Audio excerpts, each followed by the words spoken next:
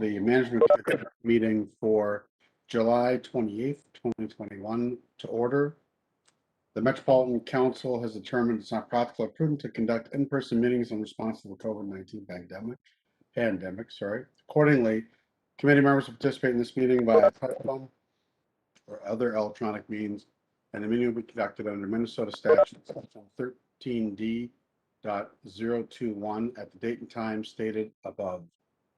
We encourage you to monitor the meeting remotely. If people have any comments, we encourage the members of the public to email us at public.info@net.state.mn.us, and we'll respond to your comments in a timely manner. With that, can we call the roll to confirm we have quorum, please? Barber. Here. Gonzalez.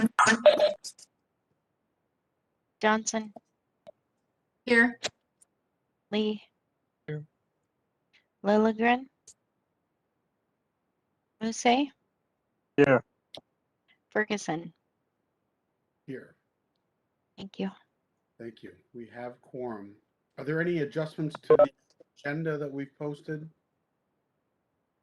All right, seeing none, we will look for an approval of the minutes. Is there a motion to approve the minutes of the July 14th, 2021 meeting? I'll move approval. Move to approval by Barber. Is there a second? Johnson seconds. Seconded by Johnson.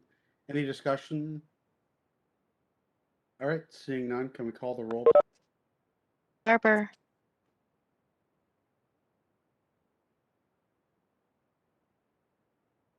Aye. Thank you. Gonzalez. Johnson. Aye. Lee. Aye. Lilligren. Muse. Aye. Ferguson. Aye. Thank you. Our second item, our business items we have today are business item 2021-143JT, 2021 Unified Budget Amendment for the second quarter. Stewart? Thank you, Mr. Chair, and good afternoon, members of the committee. My name is Stewart McMullan, Director of Budget and Operations, and I am bringing forward the second quarter 2021 Unified Budget Amendment.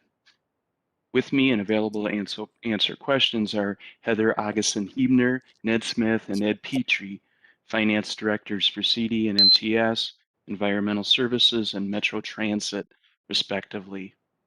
This amendment makes changes to the operating budget in regional administration and the operating and capital budgets in each of our operating divisions. The proposed amendment was reviewed and approved by the Community Development Committee on July 19th, the Transportation Committee on July 26th, and the Environmental Services Committee yesterday on July 27th. This amendment adds an assumed 2% increase in salary and wages and an increase for the cost of benefits to the budgets of regional administration and community development. The 2021 Unified Budget was developed as we were all trying to deal with and understand the impact of the pandemic to our budgets and did not include a presumptive salary or wage increase. This change increases the expenses for regional administration and creates a slight increase to the allocation for each of our operating division. This amendment also aligns the expenses of the 7 equity projects approved in April by the Council in Regional Administration and Community Development budgets. It adds 2 FTEs in procurement to help with the additional transit projects that are coming online. The amendment also returns $668,000 of unused stormwater grant funds allocated by the Council in 2016, and these funds will be committed to the Environmental Services budget beginning in 2022 for water planning operations. This amendment authorizes Metro Transit to move $10 million in MVEST revenues from the operating to the capital budget and $10 million in federal formula funds from the capital budget to the operating budget. It also adds $250,000 that was appropriated by the legislature this session for a planning effort contemplating the transition to and maintenance of electric buses. In MTS, the amendment authorizes the transfer of $55,000 in MVEST from the contracted services operating budget to the capital budget and $55,000 in federal funds from the capital budget to the operating budget. It also incorporates $9.9 million in federal CURSA funds for pass-through to the suburban transit providers. That represents the summary of the changes to the operating budgets.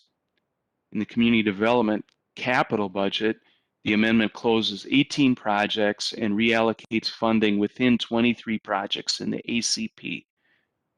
Building on the success at the past legislative session that was described at the last management committee meeting, the amendment reinstates state fiscal year 21 dollars that were appropriated then held back last year and reauthorizes the funds appropriated by the legislature this session for parks projects.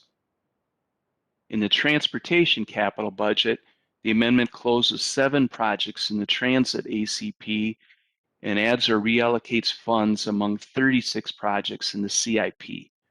Notably, $11.4 million is added to the Orange Line BRT and $30.5 million for the Southwest Light Rail project from Federal American Rescue Plan funds. It also authorizes the $57.5 million that was appropriated by the 2021 legislature, aligning these funds with the E-Line and F-Line BRT projects. The amendment also closes 15 projects in the MTS ACP and adds or reallocates funding within 14 projects in the MTS CIP.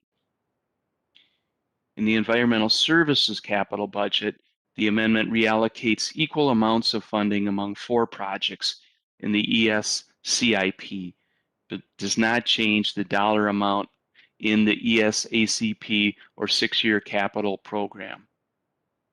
All of these changes are described in more detail in the accompanying narratives and tables. One other heads up for the management committee. At this Monday's transportation committee, there was a separate business item related to a grant agreement between Southwest Light Rail and Hennepin County. This business item awaits Hennepin County board action next week. If Hennepin County approves it at that meeting, there will be a separate budget amendment related to that business item before this committee at the next management committee meeting and also going to the council on August 11th. We're not prepared now to answer questions on that prospective amendment, but wanted to let you know of that prospect if you see the next council agenda with multiple budget amendments on it. Turning back to the second quarter budget amendment before the committee, the motion is that the Metropolitan Council authorizes the 2021 budget as amended and in accordance with the attached tables. With that summary, we can answer any questions the committee might have.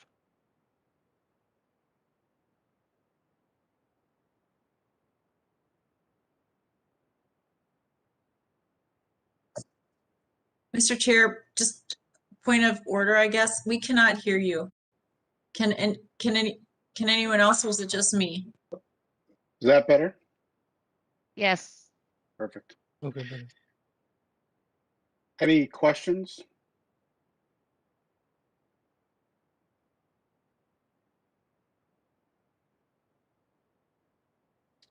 All right, seeing none, can we have a motion to approve business item 2021-143 JT?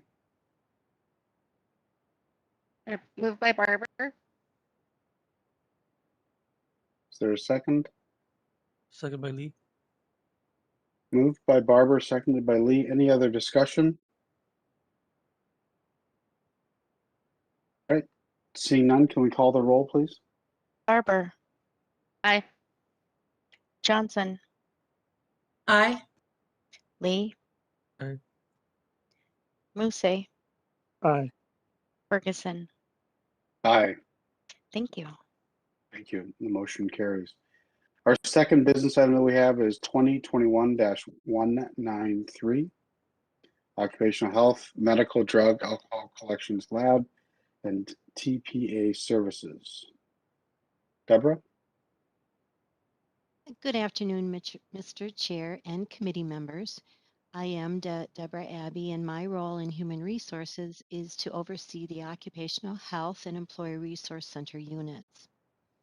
Today, we will be discussing the solicitation for occupational health contracts that was completed in June of 2021.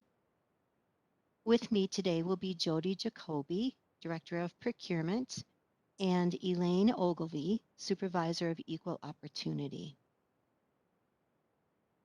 The amendments to occupational medical, drug, and alcohol collection and laboratory services contracts were authorized in October 2020, and contracts were extended through August 31st, 2021. These contracts are critical to our ability to conduct operations, receive FTA funding, and to ensure that safety-sensitive staff are medically equipped to transport the public and perform safety-sensitive duties. Our contracts that are in place currently will expire in 1 month. The services that were solicited in the April 2021 RFP include medical, on-site drug and alcohol collections, laboratory, and third-party administrative services. Required medical services are performed at clinics by physicians certified as DOT medical examiners.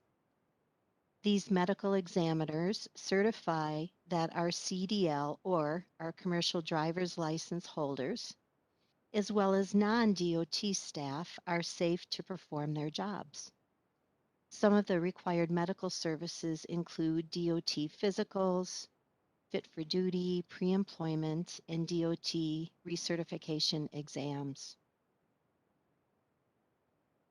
The drug and alcohol collection services we require are mandated by the Department of Transportation. We require that certified drug and alcohol collectors report to each of our 38 council locations to collect drug and alcohol collections. This requirement is necessary to ensure continuity of operations. The laboratory services we require includes a 24-hour turnaround time and an automated digital results reporting system. And finally, the third-party administrative services we require ensures that the council is compliant with federal DOT drug and alcohol program reporting and records management. The RFP identified service delivery requirements for each of the occupational health services. And at this time, I'd like to invite Jody Jacoby, Director of Procurement, to join us to discuss the RFP solicitation. Thank you, Jody. Thanks, Deb. Good afternoon, Chair Ferguson and committee members. My name is Jody Jacoby, and I'm the Director of Procurement. At the start of every procurement process, just like this one, there's a lot of effort, collaboration, and activity to ensure we have the right inputs to allow the process to yield the most advantageous outcome. And this project followed a very similar path in coordinating to develop the scope of work and preparing the solicitation document with close working relationship and partnership of both the project manager and also the Office of Equal Opportunity. And so today I'm just going to highlight a few of those activities that were collaborated with for procurement. And first is the engagement of M-Cub vendors. Even though no goal was set, the Office of Equal Opportunity sent a list of a few M-Cub vendors to engage in the process. And the procurement staff who was assigned to this project sent a targeted email that included notification of the solicitation, key dates, and an invitation to attend the pre-bid meeting and an open invitation to contact him if they had any questions. Second, there was a significant amount of work in preparation of the scope of work. As Deb mentioned, the scope of work was written to allow the service to be unbundled by category, which means that proposers had the ability to submit a proposal based on one category or multiple categories. And this approach allows the council the ability to make multiple awards to the highest ranked proposer in each category of service. Additionally, council staff engaged the MMCAP, which is the Minnesota Healthcare Focused Purchasing Venture, to determine if there were any targeted group businesses or M-Cub vendors under contract to provide these services. And council staff engaged and notified these vendors of that solicitation opportunity, and some of those vendors submitted offers. And as I understand it from my staff, there were 2 to 3 targeted group businesses that were identified to provide this work in the RFP. And then finally, procurement facilitated a pre-proposal meeting to discuss the scope of work, to answer any plan holder inquiries, and highlight some of the key items that make this procurement unique, like unbundling the scope of work. And finally, there were a total of 13 vendors who were notified of this solicitation. The next presenter is Elaine Ogilvie from the Office of Equal Opportunity to talk about the M-Cub portion of this solicitation. Thank you, Jody. Mr. Chair, council members, I'm Elaine Ogilvie, Supervisor of the Small Business Programs. I'm going to talk a little bit about what took place on the OEO side of things in reviewing this contract. Like Jody said, this was no different than any other contract in that OEO reviewed the scope of work and analyzed what the scopes were and the work involved, as well as trying to determine what M-Cubs, if any, were we had that could perform these services. Some of the things that we realized, or one of the primary things that we quickly realized, is that we had limited number of firms in this industry at all. There were 8 that had similar NAICS codes that you would relate to this industry, but really what it boiled down to is there were really only 3 that were specific that would potentially do this work. As part of the goal setting analysis and reviewing the scope of work and what the relative availability of M-Cubs, what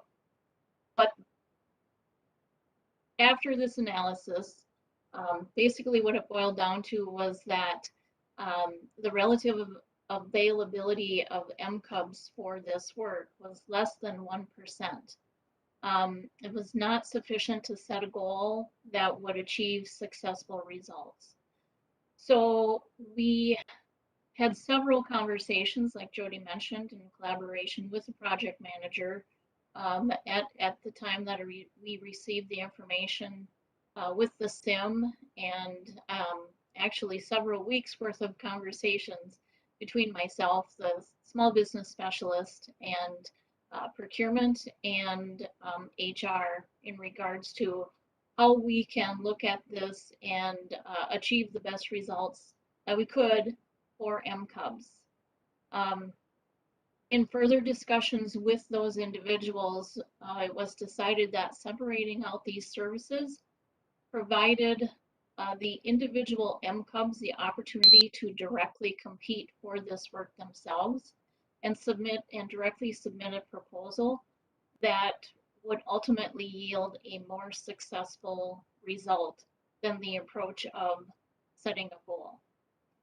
Now, with the results that they'll talk about in a minute, what OEO's next steps in this process is going to be is to follow up with the M-Cubs that were directly solicited. Not only were they directly approached by OEO as part of our goal setting analysis, but they had been approached by procurement and HR as well on the front end of things to gauge interest, to understand their services and the work that they do. Now to circle back and close that loop, OEO will be following up with those firms that were solicited and gain a better understanding as to their lack of interest or why they did not submit a proposal, so that we can better improve our activities based on their feedback. And with that, I will turn that back over to Deb. Elaine, just a quick question for you.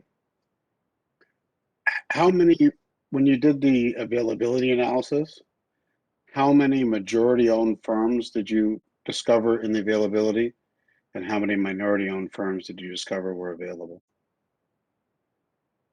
I would have to go back. I can answer that question for you. I'd have to go back and take a look at our the actual numbers of firms that were certified M-Cubs versus firms that are not certified, that are in the state, that are part of that analysis. If I understand your question correctly, is that what you're looking for? Yeah, so let's say we said there was 1% of the firms available to do the work were M-Cub, right? So that would be, let's say there were 3 that actually placed bids in this project, right? So let's say all 3 of that 1%, there had to have been 300, right? Non-M-Cub firms that are available to do work, but only 13 of them placed a bid. So I'm curious as to how we think about who's available, right? So if we assume that only registered businesses on the M-Cub side are available, but everybody, whether or not they really do this work, if they're not a registered M-Cub, anybody in that NAICS code that we search, whether they're a company that does 5,000 a year in revenue or however big they are, or how much work they do, they're all available. And we use those 2 numbers to do this calculation. It leads us to, I think, potentially some bad conclusions, because sounds like when we looked at the bids, right, a quarter of the firms that submitted proposals were M-Cubs, and yet we still didn't think that that's enough participation to set a goal. Mr. Chair, council members, I'm not sure that any M-Cubs responded at all to this solicitation. I will refer to Jody on that, but it's my understanding that there was not any that responded at all to the solicitation, nor were awarded. But yes, I can get that information for you, I believe, in what you're referencing. But there were, in terms of actual certified M-Cubs in this work, there were really only 3 that were applicable. Yeah, and so just curious to how we determine who's applicable for the other side of that calculation, right? So, because I think we do a lot of work to make sure that the M-Cubs are able to do the work and it's applicable to them. But do we do the same review of all of the non-M-Cub businesses that are the other side of the equation? Is my question, right? We don't want to hold the M-Cubs up to a different standard than we hold the non-M-Cub businesses to. Yeah, I think I understand your question, Mr. Chair. And it is a bit of a nuance in that there is that element of the non-M-Cubs in that calculation. Right. Okay, sorry, go ahead. And how many years is this contract? Mr. Chair and committee members, the request is for a 5-year contract. Okay. Thank you. Sorry, go ahead, Deborah. Thank you. Mr. Chair and committee members, next I'll be discussing the outcome of the solicitation and the request for approval from this committee. A total of 23 organizations were invited to respond to this RFP. 19 proposals from 8 proposers were received. 4 proposers submitted proposals for medical services. 5 proposers submitted proposals for on-site drug and alcohol collection services. 6 proposers submitted a proposal for lab services, and 4 proposers submitted a proposal for third-party administrative services. 4 criteria were used to evaluate all 19 proposals of this best value RFP. Those criteria were quality, qualifications, experience, and price.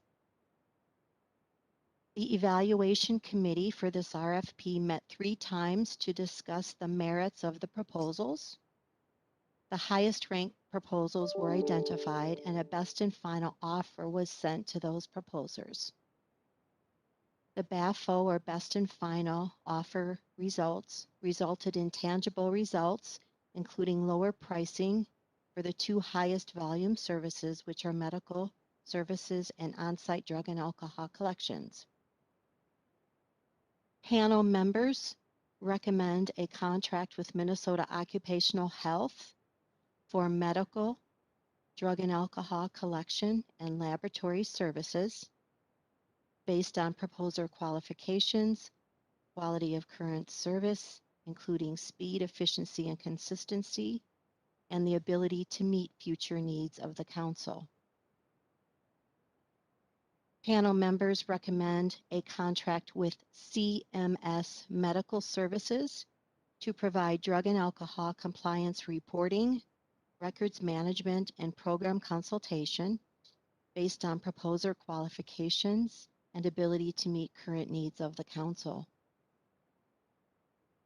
The motion at hand is that the committee authorize the regional administrator to negotiate and execute contracts 21P068 with with Minnesota Occupational Health to provide occupational health medical services, on-site drug and alcohol collection, and lab services in an amount not to exceed $3,962,650, and that the committee authorize the regional administrator to negotiate and execute a contract with CMS Medical Services to provide drug and alcohol program administration services in an amount not to exceed $248,133. The total procurement value for this 5-year contract will not exceed $4,210,693. Thank you very much. Thank you. How did this compare to our last contract for these services? Mr. Chair, the last contract, their Minnesota Occupational Health handled the medical services and the on-site drug and alcohol collections. We contracted with a different vendor for laboratory, and we didn't have a third-party administrative service prior to this requested contract. Is the pricing similar though on a, I don't know how we measure per test, or are we seeing a price increase or price decrease? The prices were favorable with the best and final offer. There is a proposed 2% increase that would apply to year 4 and 5. But as a result of the best and final offer, that 2% increase would only involve supplies that the vendor would need to purchase if the supply costs were extraordinary. Okay. And any questions from council members?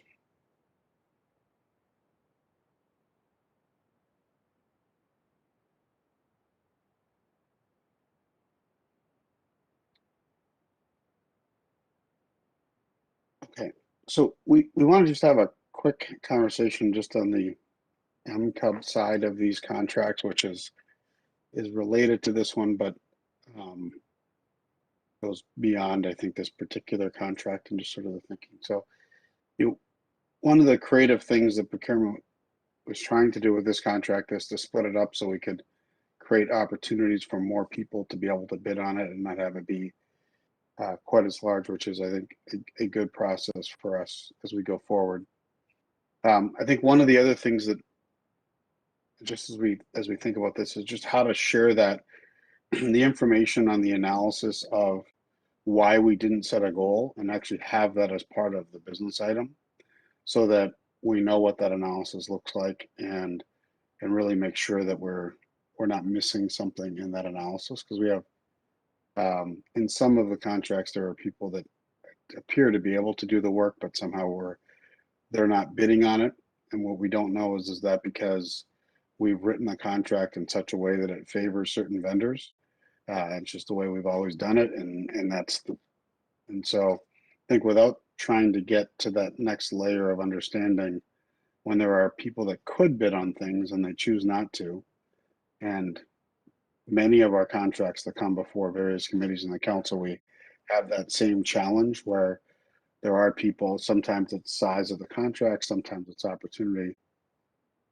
We'd like to just think about how we can bring some of those things to light earlier in the process so that we can be as inclusive in our thinking as to how we can bring more vendors into the mix, or making sure if there are people that could be a subcontractor in these projects, that we're putting a goal in place that would encourage, that work. And of course, if people can't find subcontractors, they can always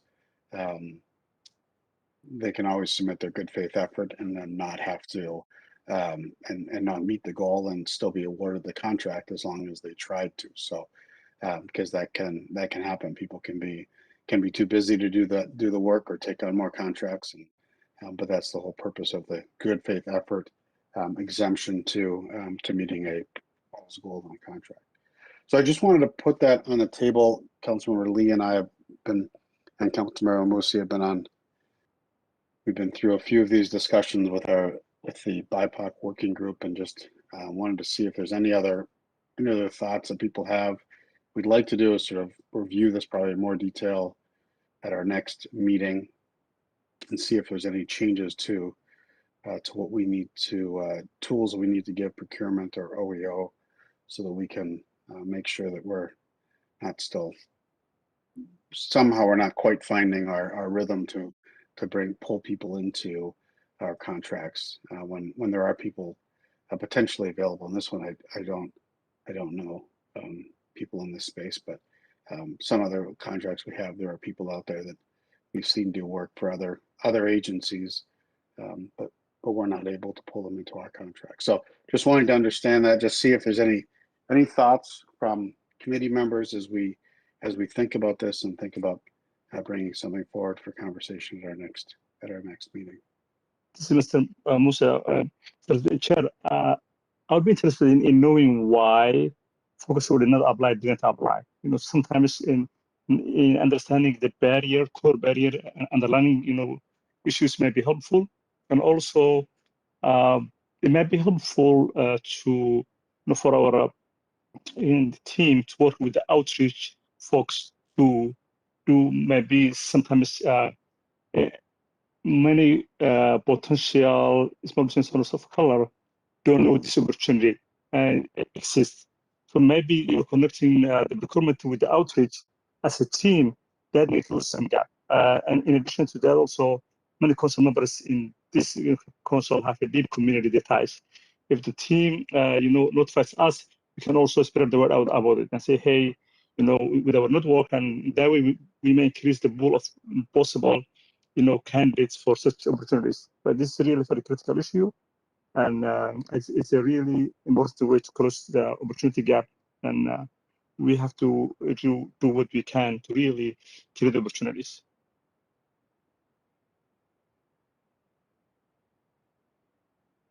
Any other thoughts?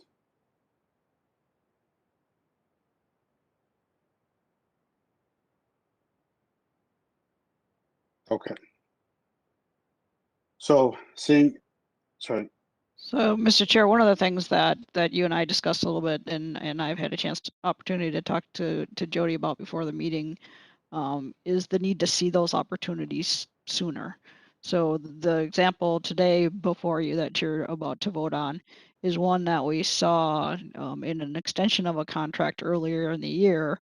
And we had an opportunity to say, hey, let's do something different with that. And that really brought us to that process that Jody and Elaine focused on. That should happen on every contract, that early targeting of how we bring this one out to bid. And so one of the things that we talked about is part of our procurement reporting that we do on a quarterly basis, that we include a list of contracts that are expiring in the next 6 months to give, some public, and we can post that as well, some public notice that these contracts are going to be going out for bid soon, and we can have a discussion around either in the management committee or pushing back to the program managers about how we want to bring those forward and where we see opportunities.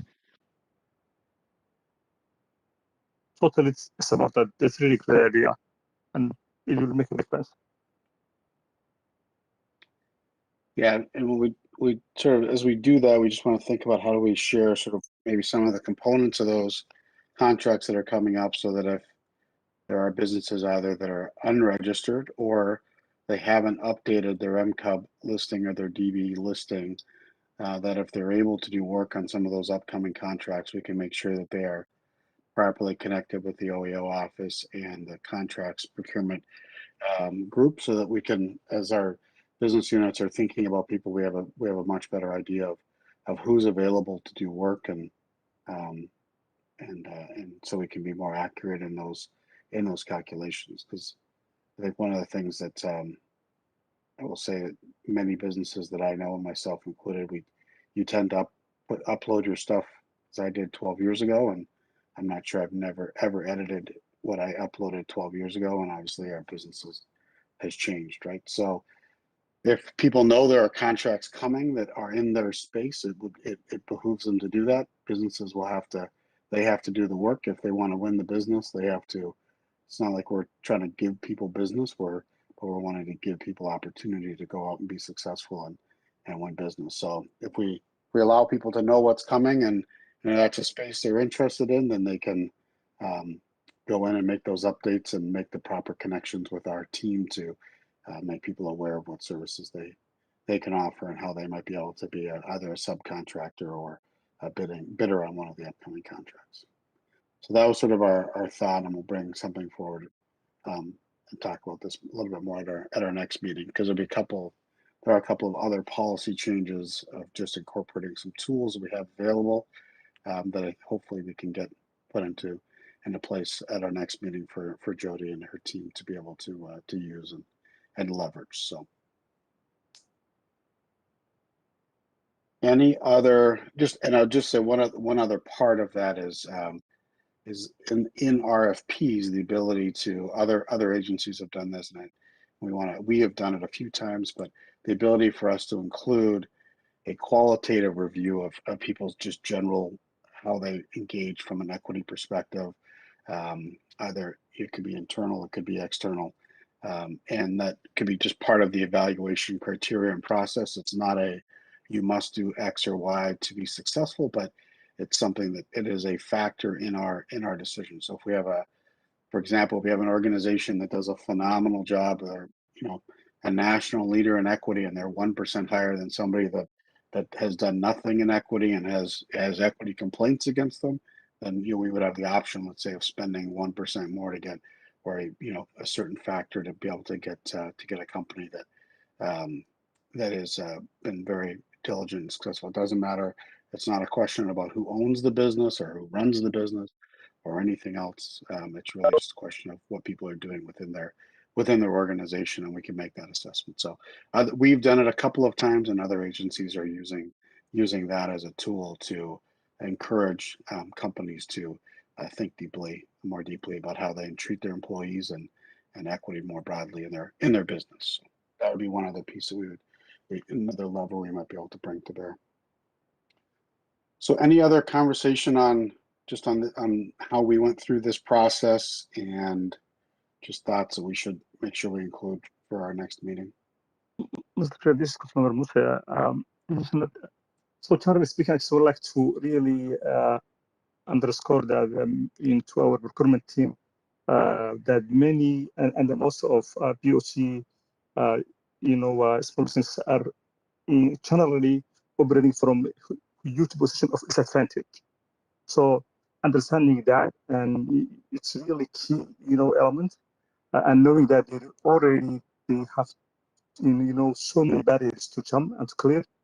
So treating them with a special care and doing everything in our capacity to, help them will go a long way if we are committed and serious about, equity and inclusion.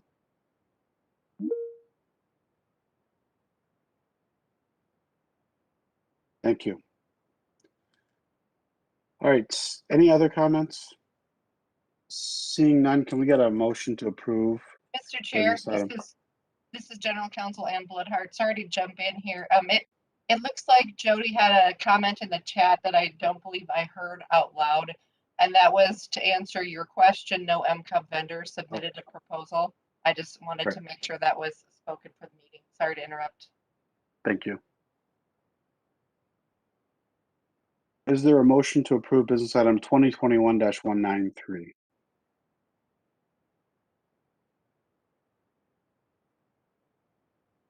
I'll Move move it. approval. Second by Lee. Okay, moved by Barber, seconded by Lee. Any other discussion? All right, can we call the roll, please? Barber. Aye. Johnson. Aye. Lee. Aye. Musse. Aye. Ferguson. Aye. Thank you. Thank you.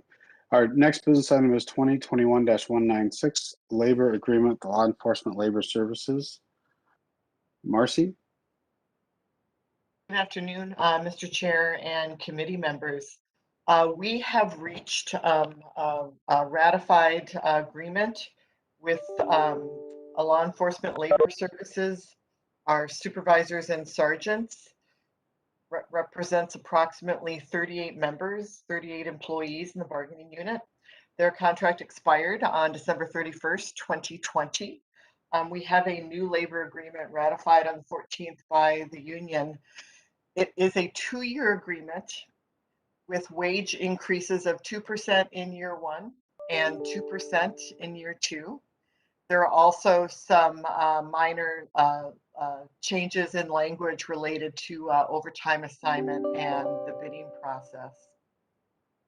This is a deviation from the 3-year agreements that we've been able to reach with some of our other unions, but we believe we'll be able to bring this into synchronized position in our next round of bargaining. Under the Thrive Lens analysis, it is a settlement that falls within the parameters established by the Council for managing labor costs and prosperity. The agreement represents a fair and reasonable wage settlement and demonstrates our commitment to investment in our employees. The proposed action today is authorization for the regional administrator to enter into a labor agreement with law enforcement labor services supervisors and sergeants, supervisors, sergeants, and lieutenants, effective January 1, 2021 through December 31st, 2022.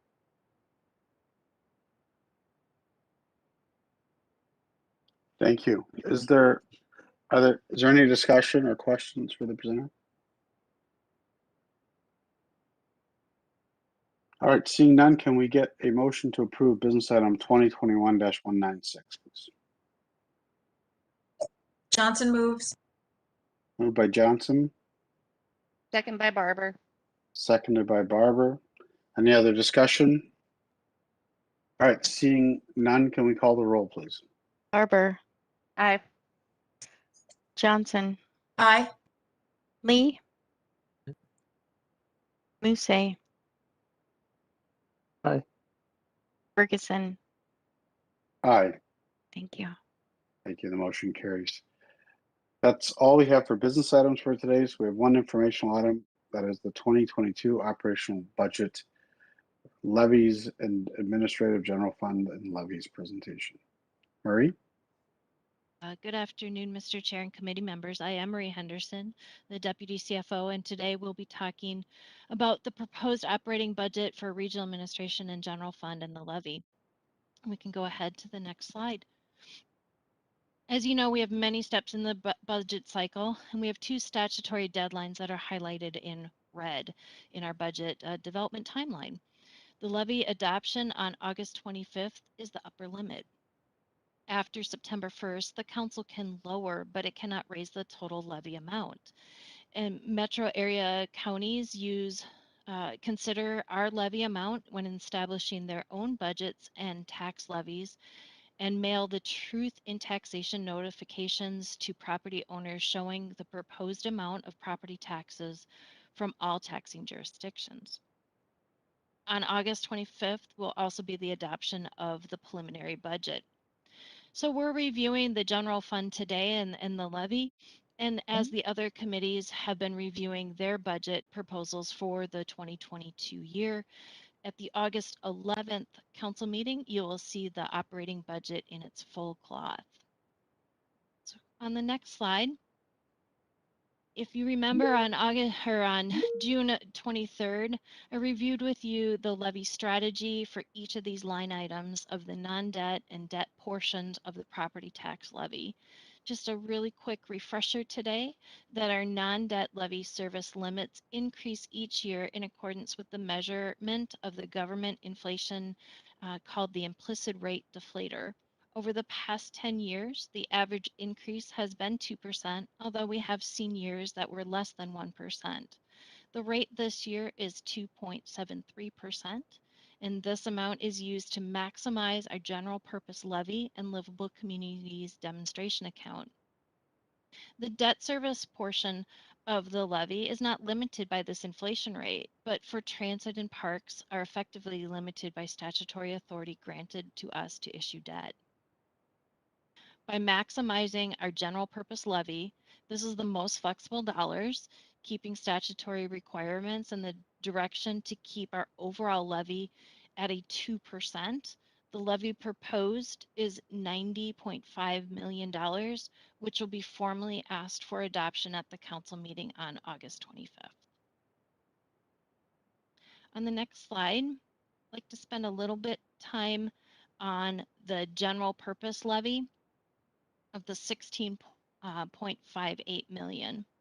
Again, we say it a lot, but it's so true that the general purpose levy is our most flexible use of and our preliminary funds.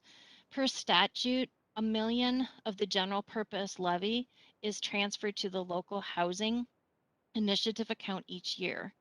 And this year, 12.34 million of the levy is proposed to be spent on the administrative activities in community development and in HRA. This is an increase from last year of around 10%. This leaves for this council this year 3.24 million for this council to look at target initiatives for those one-time projects or bridging funds for equity projects. So keeping that in mind, the next slide, I'd like to go over just real quick, going back 5 years, this council has set aside almost $34 million of the general purpose levy for one-time projects or bridging funds. So it's this administration and your prior. There is a handout also posted on today's agenda that consists of the detailed listing of all of these projects and their status or their outcome. And today I would just like to highlight a few of these wonderful projects from different areas around the council. The 2021 projects that are listed on the first page of that handout are all the current projects that we just approved back in April of 2021. So they have all been started, but because of the late start, the outcomes will not be presented at this time, but will be at a later time. Again, just highlighting a few, in 2020, we set aside $1 million in CD for homelessness incentive. This funding is to be used for 2 housing projects. The first one is an Emma Norton resident at the Ford redevelopment site in St. Paul, and this will serve homeless women. The second one is West Creek Apartments in Chaska to serve homeless youth. In 2020, we set aside amounts for the engagement and training of M-Cubs. New orientation information sessions were conducted for small businesses newly certified. A workshop was conducted for all businesses on how to do business with the council. OEO and procurement were presenters in conducting virtual sessions. OEO staff also conducted a mentor prodigy event that paired larger, more established contractors with M-Cub certified businesses. Great story is US Frick, a Black-owned construction company, was paired with Rice Lake contractors. US Frick had no previous contracts with the council as of 2019 and early 2020, but through their mentor prodigy agreement facilitated between OEO, they have been able to gain experience, capacity, and they secured 4 council subcontracts totaling $1.2 million. In 2019, we set aside $1 million for ADA compliance. Buildings have been updated to improve functions under the American Disability Act. Many projects have been completed around council properties, including doors, signage, and restroom modifications. If you ever have a chance also recently to come down to Robert Street, you'll see a brand new Even Plaza that helped fix drainage issues and make that a beautiful entrance to the council. In 2017, ES had competitive regional stormwater initiative grant program. This money was used for grants to help reach sustainable water resource goals for many projects, including the city of Fridley Civic Center Complex, Minneapolis East Side Storage and Maintenance Facility, New Brighton's Lions Park, Independent School District 112 Kindergarten Center, which is in East Harvard, Crystal Becker Park, and Shoreview Rice Creek. You'll see throughout this document that we have set aside money for a lot of storm water initiative grants. In 2016, we had money set aside for planning assistance grants. These grants in both 2015 and 2016 provided support to 106 communities, including both sewer and unsewered communities, and communities, townships, and small cities. Again, in this document, you will find spending for local housing initiative accounts to help support affordable housing units in our area. In 2016, Metro Transit had $1 million set aside for bus shelter and amenities. Over the past several years, a goal to add 150 new shelters was achieved at bus stops that did not have them previously, and we improved over 75 existing shelters with lights or heat. Using community engagement, the shelter placement guidelines, which set the priorities for shelter locations, were updated. There's now tools in place to measure the outcome of the success of these shelters. Metro Transit is also continuing to improve customer service experience at bus stops through information, accessible boarding areas, and pedestrian connections at higher ridership bus stops. In 2015, Metro Transit also launched its first mass transit technical program equity grant. The initial MTT cohort launched in 2015 and completed in 2018, resulting in the graduation and employment of 11 individuals as bus mechanic technicians. Successful participants earned an AAS degree from Hennepin Tech College while interning full-time at Metro Transit. Cohort Members were diverse students, and the success of this project resulted in the delivery of 2 additional cohorts. We do have representatives today if there was any questions about any of these projects over the last 5 years.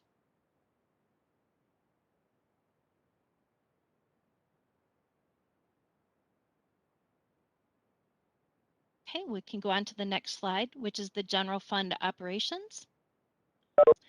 For the 2022 budget, the general fund operation proposal is at 102.5 million.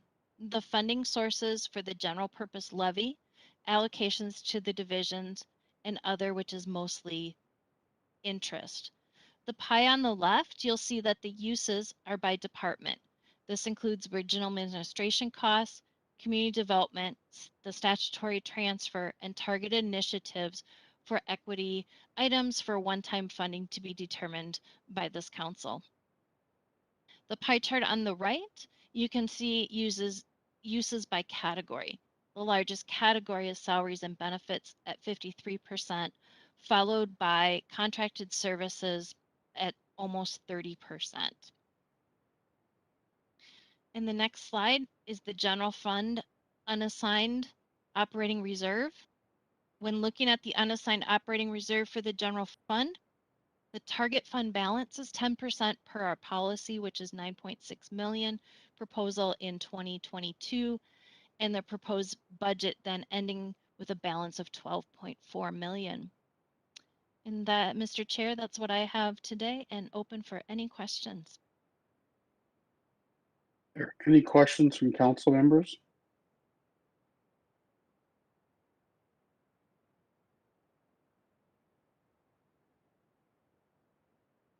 Mr. Chair, could we just put up the slide again that just showed where we're at this for 2022? The decision we'll have to make by August, what, 25th, I think you said. Mr. Chair and committee members, August 25th is the levy. The amount for the one-time appropriations is the 3.24.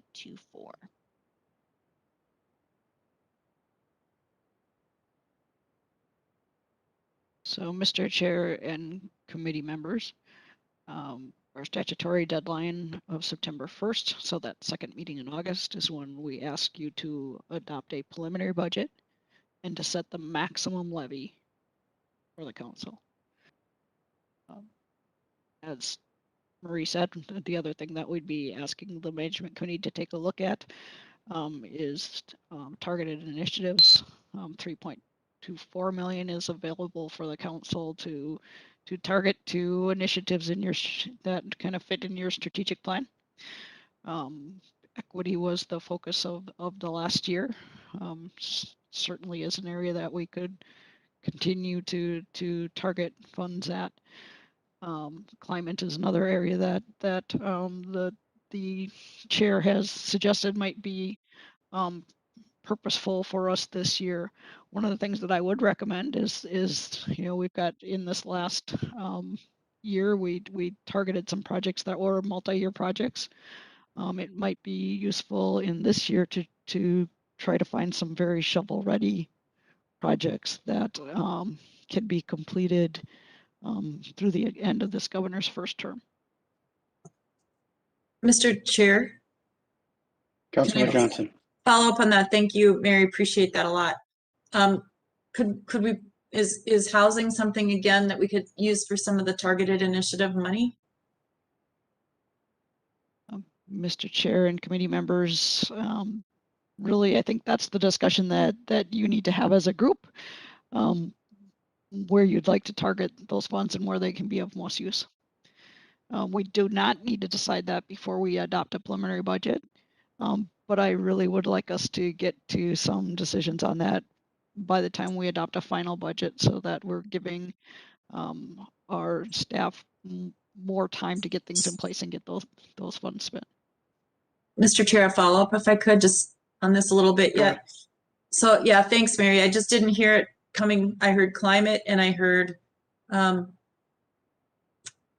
equity. Well, you know, we've got all big goals, right? I just didn't hear housing, so I didn't know if there was some Absolutely. staff discussion or, you know, suggestions that those might be a higher priority right now, although it's all a high priority, right? So I just want to be mindful that, you know, if we go, I mean, these are all important, so that's a given. And so then how do we cover our bases? You know, it's a lot of money, but yet it's not a lot of money. So that's why, I mean, I'll probably, you know, want to at least dip our toe in the housing discussion again, just because, you know, we see projects again that can't find that funding gap and fill that funding gap, I should say, and maybe some of this again could go for that, but it can be for another day, I think. And then if I could just ask one more question on the slide, I think that came, maybe it was, I don't know, it was the slide that just had all the pictures on it, that had the 2015 through 2021. So this is the total amount, and then we would add another 3.75 or whatever onto this. Mr. Okay, Chair, Committee great. member, that's correct. And I'm not asking for this at this point because the report was good. It would be nice to have a visual of what each, you know, we verbally reported, orally reported it out, but it would just help me to see, okay, on paper when I'm, you know, 2 days away from this meeting or something, just trying to compare where we've invested our money, and now we've got another 375, and you know where it could go. So that's all. That's just a help for me as I think through things as a member of the committee. But those Mr. were my Chair and committee members, we did post, after the agenda was posted, we did post a list out to with outcomes. And so if you go out to the agenda that's been posted, you'll be able to now click on there and find a list that goes from 2015 to 2021. Okay, thank you for that. Lori did get it to me, and I just didn't even get to that part. So thank you. I appreciate that. Mr. Chair, as a matter of process, if you would like, I can certainly solicit from staff ideas that we would bring back to the management committee that focus on the 4 areas of the strategic initiatives. We can certainly do that. If there's a particular area you'd like us to focus on this year, since we did, you know, we've covered some areas in the past, and maybe you want to go back and look at where we've spent in the past and decide, you know, whose turn it is or what's the highest priority for this year. But I can certainly solicit from staff once I know your priority. I would just say from my perspective, I think we should be looking for things, as you mentioned, that are ready to go, right? So that they can be done in the next, you know, 2022, ideally, or mostly done. And then the other thing I'd be curious to know, which I think was a little bit of Councilmember Johnson's question, was like, where we made investments in the past. So, you know, of the 33 million, how much of that went to housing, how much went to equity, how much went to the environment, et cetera, just sort of a broad brush. And then are there certain areas that we're seeing greater impact or return on investment, or however you want to look at it, for the dollars spent, right? So last year we spent $4.6 million in housing. How many units did that create, right? How did that help us get into, or maybe last year is too recent, but if you look further back, just so we can kind of really try to prioritize the limited amount of funds. And for me, I'd like to put them in places where where they're going to have the greatest impact, right? I think there are ways of getting at all of our priorities, and so if we have some opportunities from that can come up from staff that where a, you know, small amount of money here or there will have a very big impact. You know, last year we reinvested in the apprenticeship program, or the, you know, the because it had a great impact, right? It was clear that, you know, it was a very good, successful program. So I think identifying where the money really has made a big difference and has had an impact, I think will allow us to sort of see where to make those investments. And I do think we should be looking at least at first at all of the areas that we have as priorities, and not get overly focused on a particular area, because obviously we have a lot of things that really are important to the work that we do, and seeing how we can get stuff done in 2022 that are going to have a significant impact, I think, and identifying those ideas from staff, that would be wonderful. Great. Thank you. That makes sense to me as well. Okay, any other questions on this item? Greg, if you could Mr. take Chair? that slide down, I can't quite see everybody, so. Yep, go ahead. Thank you, Mr. Chair. I just want to thank Marie and Mary for putting the list together of all the targeted initiatives. So it's really nice to see everything all in one place. Sometimes when we're looking at these things, it feels like a drop in the bucket compared to some of the other things we have budgeted. But to look back and to remember that the Metro Transit Technician Training Program came out of an equity, almost a competitive equity grant program that we had directed internally facing at council of we wanted people in our staff to be innovative, and something like that that's really shown a long-term impact. Even if you look at sort of some of the stormwater innovation grants, some of those things, you see that at CHS field, you see it at the new soccer field. Some of these things that seemed like they were small things maybe when we first did them, but not only became important long-term things, but great examples for other people to use as they were looking at ways to direct funds to try and make an impact. So thank you for putting it all in one place. It's really actually kind of an impressive list once you get it together. Yes, agreed. Thank you. Any other comments? Mr. Chair, if I could just say, and again, I just popped into that document, so that's perfect. Thank you. I don't know how I missed it or why I missed it, but it is excellent. So thanks for that. And I like the outcomes column, and to Chris's point earlier, especially on some of these more recent things, tracking how we're doing and how our investments are playing forward, I think is really good. So, and I also do support your comment, Mr. Chair, that we should look at all of kind of across the spectrum and not get too early focused into one area. So thanks for that.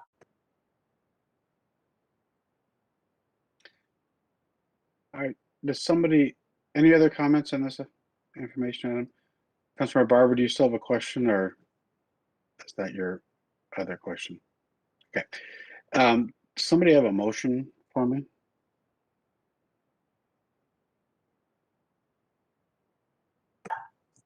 Mr. Chair, I'd move approval of the barking dog and the 22 operating budget development regional administration general funds levy as proposed by staff. No, that would not be the motion. Motion on closure, sorry.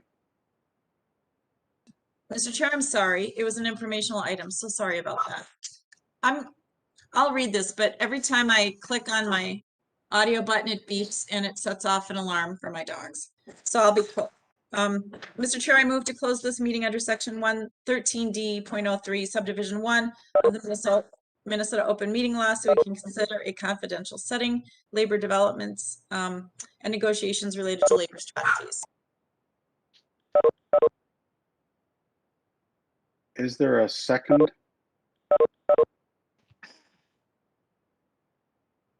Second by Barber. All right, thank you. So these last two informational items on the agenda today are to discussion of labor strategy and discussion of attorney-client privilege issues related to 7 pending litigation matters listed on the committee agenda.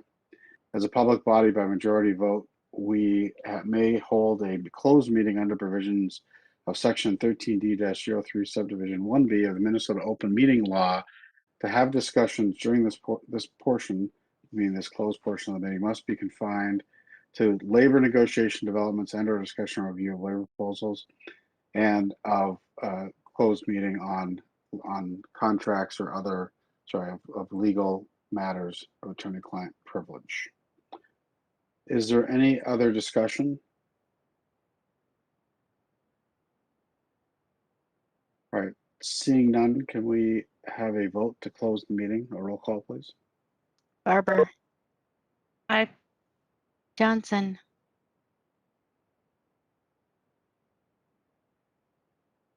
Johnson. Aye. Thank you. Aye. Lee. Aye. Musey. Aye. Ferguson.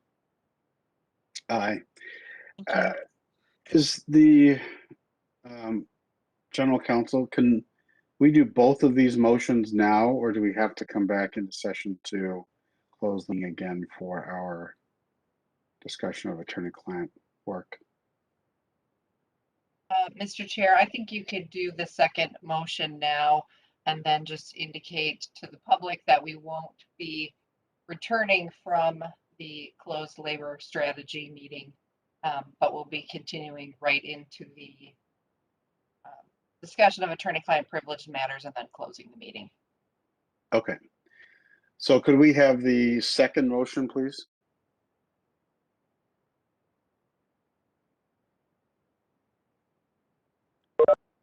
Mr. Chair, do you want me to just simply make the motion again, again, just as a separate item here? How do you want me to do this? So the first motion covered the labor developments. The second motion covers discussion of legal counsel and attorney-client privilege matters. So, Mr. Chair, did you want me to just amend my first motion and add that second part to it, or do you want a whole separate motion? I think there's a separate motion written out for you because it's the separate subsection of the open meeting law. Okay, got it. All right, sorry about that, Mr. Chair. Mr. Chair, I move to that this meeting also be closed to the public pursuant to Minnesota Statutes 13D05, subdivision 3B, and applicable case law, so that the committee can discuss with our legal counsel in a confidential setting attorney-client privilege matters. Is there a second?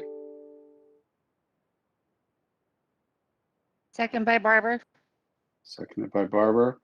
And the public body by majority vote in a public meeting may decide to hold a closed meeting under section 13D-05 subdivision 3B of the open meeting law to discuss attorney-client privilege matters. Discussing these litigation matters in confidential setting will permit the council to engage in candid discussions and resolve these matters in a way that benefits the council and the public. Discussions during the closed portion of this meeting to discuss attorney-client matters will be confined to the pending litigation matters listed in the committee agenda. Can we have a roll call, please? Barber, Aye. Johnson, Aye. Lee, Aye. Musse, Aye. Ferguson. Aye. Thank you. So thank you. And before we close this meeting, discuss our labor strategies and our pending litigation, I'd like to inform the members of the public for monitoring the meeting for the record that the committee will adjourn immediately after our discussion of these two informational items, and the committee will not have any discussions or conduct any business after these two informational items are complete. For the record, please note that the meeting was closed to the public at 3:14 p.m. on July 28th, 2021.